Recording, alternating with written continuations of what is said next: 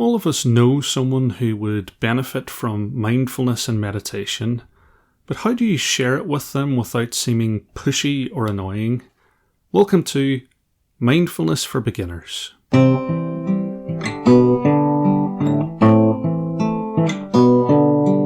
Hello my friend, hope you're happy, hope you're peaceful. It's your old pal Sean, and thanks to Graham, Angela and Zoe who became supporters of the podcast on Patreon. Please do support the podcast if you can. It's only 5 of your Earth pounds a month, or 7 Earth dollars, and you get access to lots of exclusive material. It supports the podcast, it funds the spread of mindfulness, and I want to create a movement that gets more people meditating. You could be part of that movement too. We're going to start to talk about that today, but I'll be expanding on how you can get involved in the next few weeks. Do join the Facebook group and make your suggestions for episodes and enter May's competition where you can choose your own prize. Submit a photo, poem, painting, anything creative that you like. The theme is freedom and the competition thread is stickied at the top of the Facebook page. Click on the link in the description and please do email me if you want to get added to the podcast get together on May the 18th, which is Saturday. Imagine that you and a bunch of other people were raised in a cave, chained to the ground, and all you'd ever experienced was inside it. The only visual stimulation you had was dancing shadows on the wall in front of you, created by puppeteers in front of a fire. The shadows show people and scenes and animals and weave a reality that is the total experience of your life in the cave. All you know is what the puppeteers show you, and you have no conception of life outside. And then one day you manage to loosen the chains and you stand up. You look around and you realise that the images projected on the wall are not reality. So you start walking and reach the entrance where the sun is shining through. Your eyes hurt, unaccustomed to the light, and you feel fear, not knowing what you're going to experience in this new reality. You want to run back into the cave, back to what you knew before, but you're a brave soul and you decide to leave the cave and see what's outside. Your eyes adjust, and for the first time you see the grass, the trees, the hills, the sky and the clouds. You take it all in and wonder as you begin to understand the world as it truly is, not the projected shadow world you lived in before. And as you adjust to living in the real world, you feel joy. You roll in the grass, you hug a tree, you pet a dog, you eat an apple, you watch the sun set and rise, you experience the wonder of the universe. You decide that you can't keep this to yourself and you need to free the others living in the cave. So you go back in, tripping over a rock and falling over because you can't see in the dark now. You fumble around until you finally reach the people you grew up with, still intently watching the puppet show projected on the wall. You shake them and tell them that it's not real, there's a whole world waiting outside, but they can't understand and are uncomfortable with how you've changed, maybe even feel threatened by you. They decide to stay, watching the puppets dance on the wall, which is quite a sad ending, but let's stick a pin in that for now. This is, of course, Plato's Cave, an allegory of how false reality can be constructed by our mind, the process of enlightenment, and the difficulty in trying to share that new perspective with other people. It's more Greek philosophy. There's been way too much of that this year. I should have made it the theme, but it's very apt for the journey of developing your practice. Plato's Cave has been applied many times in popular culture and movies, including The Matrix, The Truman Show and Dark City. The cavern that we live in is our mind. The projected images on the wall is the reality it creates for us. And the outside world is the true reality that we can choose to experience directly.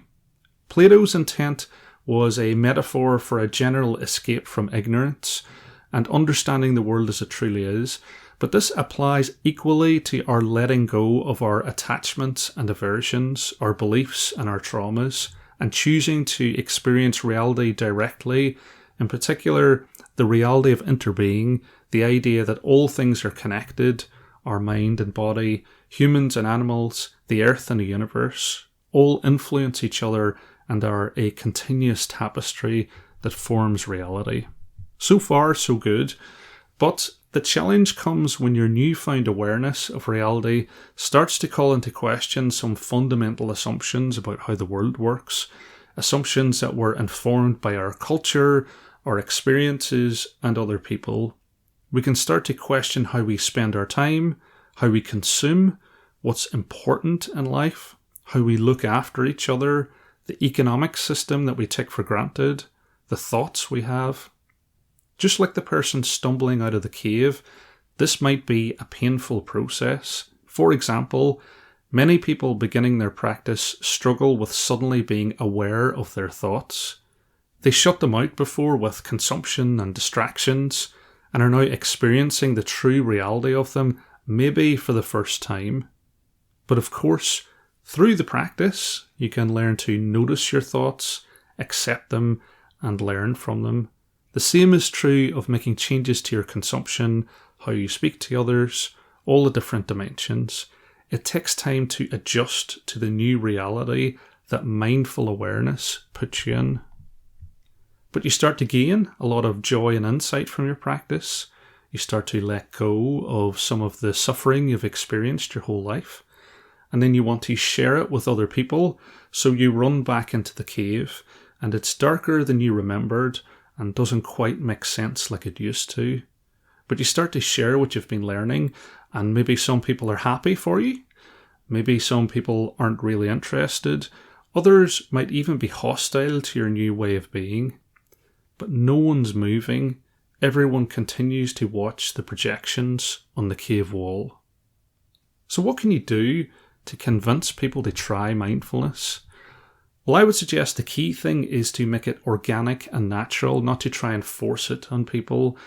Thich Nhat Hanh thought the best way to convince people was through the example of your practice and the peace and the joy that it brings you. And this applies anywhere. It could be in your family, at your workplace, or with your friends.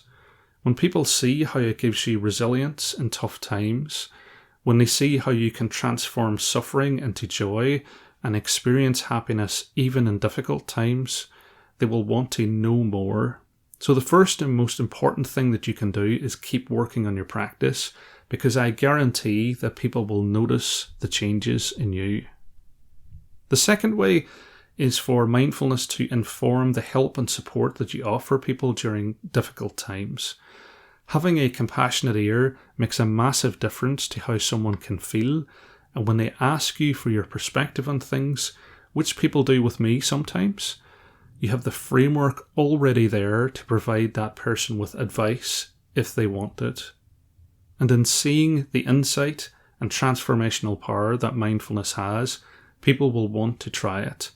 They may even ask you to teach it to them, and your instinct might be to say, well, I'm not really qualified, or I'm not a Zen master. I would encourage you to trust in your practice and share what you've learned. You don't need to be a Buddhist monk to share resources like YouTube videos or Thich Nhat Hanh's books. You don't have to be John Kabat-Zinn to talk about your own experience and how it's helped you. Share your example, and then when people ask, share your experiences of the practice. And don't get discouraged if someone has a go at mindfulness and then drops it. You're planting seeds. Most people need several attempts before they can establish a regular practice. And that's what I'm thinking about at the moment. How do we plant seeds for the future of this world? How do we create that awareness, that spark in people so they want to give it a go? I'm going to have a think over the next few weeks about how that could work. And I really want you to get involved. Because if we can get to a critical mass of people practicing mindfulness, we have an opportunity to change society and reduce the suffering that the world is experiencing. But more on this in a few weeks. For now, let's sit together for a few minutes with a visualization guided meditation. I'm going to start with 3 sounds of the bell and the usual settling in introduction.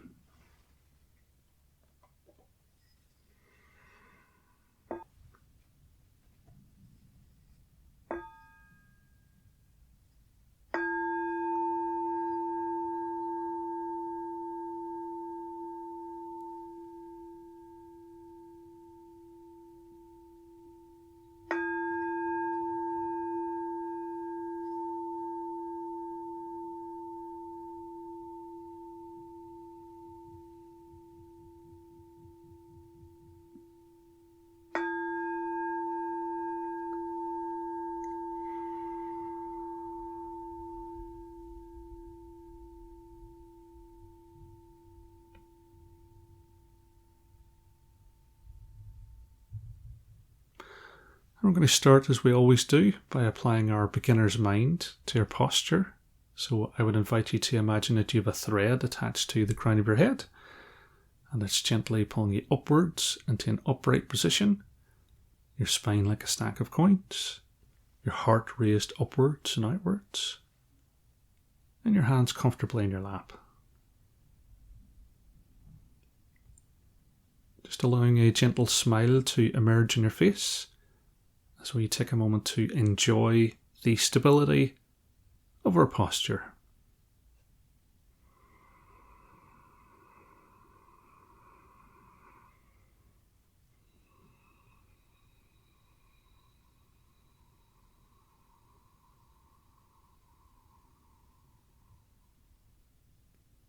Then expanding that spotlight of awareness to your entire body, noticing where you feel warm or cold, noticing where you feel tense or relaxed, becoming aware of the sensation of the clothes against your skin, and the points of contact between your body and the chair and the floor.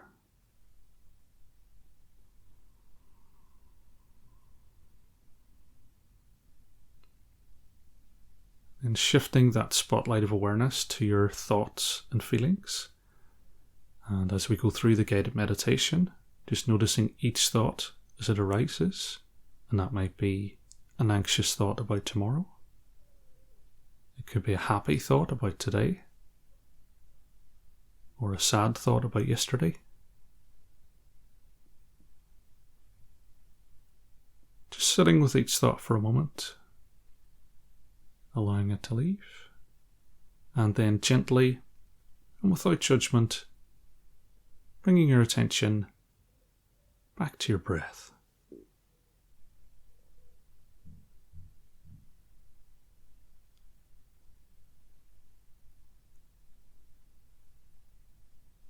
And finally, focusing your awareness on your breath, noticing that column of air between your nose and your diaphragm. Noticing how the air feels cooler on the way in.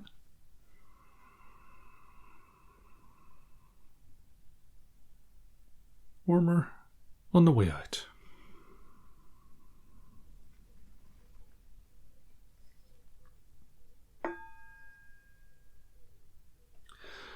Breathing in, I know I am breathing in. Breathing out, I know I am breathing out. In, out.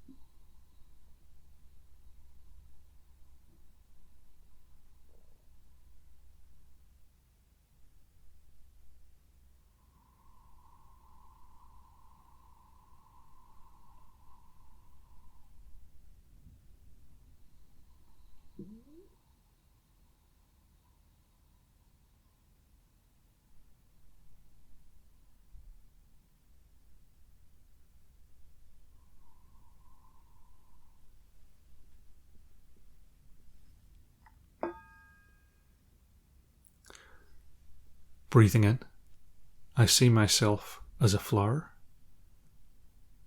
Breathing out, I feel fresh. Flower, fresh.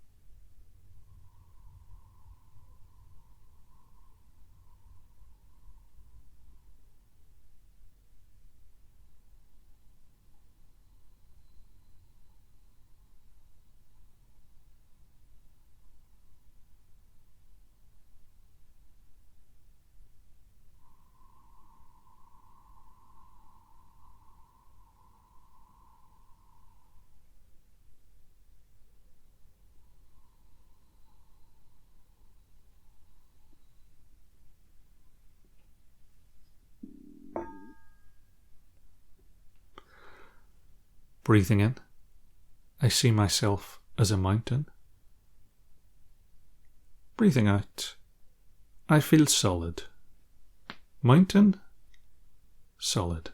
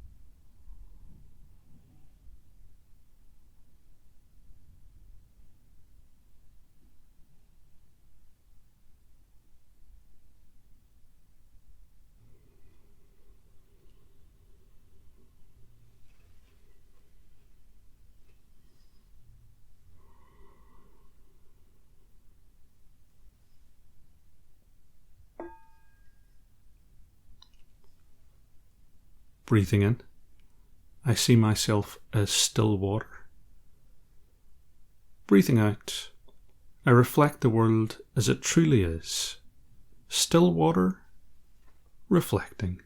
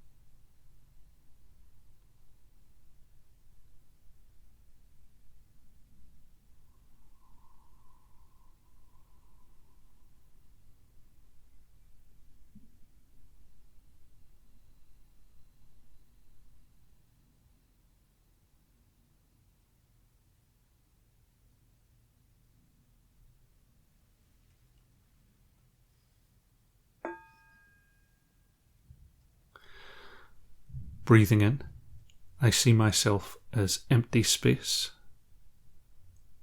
Breathing out, I feel free. Space, free.